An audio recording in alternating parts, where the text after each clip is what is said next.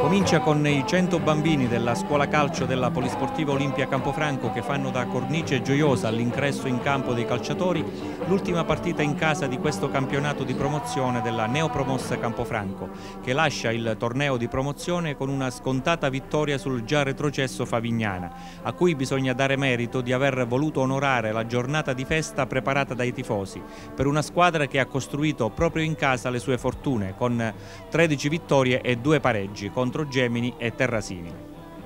Oggi sugli spalti strapieni più che mai 1400 persone che nonostante l'ora di pranzo non hanno voluto mancare a questa memorabile giornata.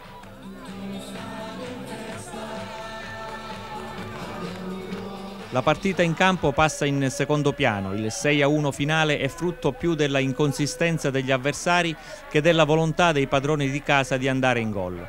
Per la cronaca, dopo una ventina di minuti di gioco stagnante a centrocampo, i ragazzi del duo Torregrossa-Sclafani decidono di chiudere la pratica spingendosi in avanti, ma le reti nel primo tempo di Nicolas Monreale e la doppietta del bomber e capocannoniere della squadra Scillufo sono venute più per la distrazione del portiere ospite impegnato ad ammirare le meravigliose coreografie in tribuna preparate da intere famiglie che hanno voluto dare il proprio contributo materiale oltre la presenza per una data che resterà scritta negli annali della storia del piccolo paese del Nisseno.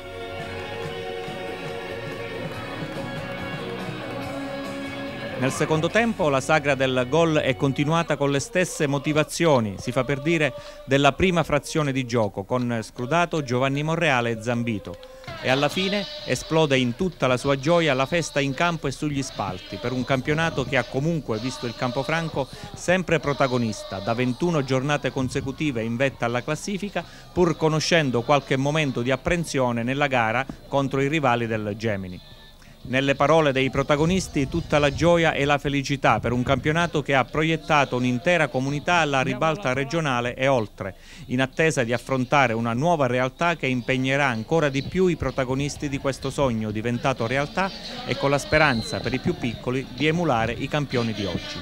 Un pubblico meraviglioso anche oggi, anche se si giocava appunto alle 14 perché Favignana deve rientrare, però la gente ha risposto in massa. Siamo molto contenti noi per i tifosi, per il mister, un grande mister, una grande squadra, un piccolo paese con un grande pubblico comunque. Grazie anche a voi che ci avete seguito per tutto il campionato e avete proprio commentato, diciamo, le gesta di questi grandi giocatori. Grazie a tutto il paese per la gioia che ci stanno dando veramente. A chi si dedica una vittoria del genere? Beh, questo io lo voglio dire, voglio dedicare questa grandissima vittoria a mia moglie perché lo merita dopo tutti questi sacrifici che ha fatto per me. Dopo un anno non è facile portare avanti una famiglia, un'attività come la nostra. Dico, sei stata grandissima moglie, te la dedico tutta a te. Un anno di sacrifici, tutti eravamo per raggiungere un traguardo storico e ci siamo veramente arrivati. E il mio pensiero in questo momento va a tutti i nostri compaesani che vivono fuori di Campofranco, che si sono sempre informati delle sorti della nostra squadra. Un grazie a tutti loro. Giallo rosso, Campofranco, vinci per noi, vinci per noi, abbiamo